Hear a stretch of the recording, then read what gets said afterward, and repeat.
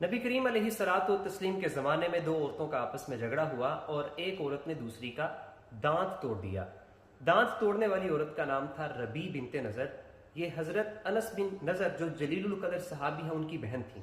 یہ وہی صحابی ہیں کہ غزوہ احد میں ان کو تیروں، تلواروں اور نیزوں کے 80 سے زیادہ زخم آئے تھے، اور کفار نے ان کی لاش کا اتنا مسئلہ کیا تھا کہ ان کو پہچانا بھی نہیں جا سکتا تھا، اور ربی بنت نضر نے اپنے بھائی کو اپنی انگلیوں کے پوروں سے پہچانا تھا۔ نبی کریم علیہ الصلوۃ والتسلیم کے سامنے فیصلہ لے جایا گیا تو آپ نے قرآن مقدس کے قانون کے مطابق فیصلہ کیا کہ دانت توڑنے والی عورت کا بدلے میں دانت توڑ دیا جائے گا۔ جناب انس بن نضر کو پتا چلا تو کہنے لگے، اللہ کے نبی، اللہ کی قسم میری بہن کا دانت نہیں ٹوٹے گا۔ لیکن یہ اعتراض نہیں تھا، اللہ کے رسول پر کسی قسم کا اعتراض یا اللہ کے رسول کے فیصلے پر کوئی آبجیکشن نہیں تھا، بلکہ اللہ پہ قسم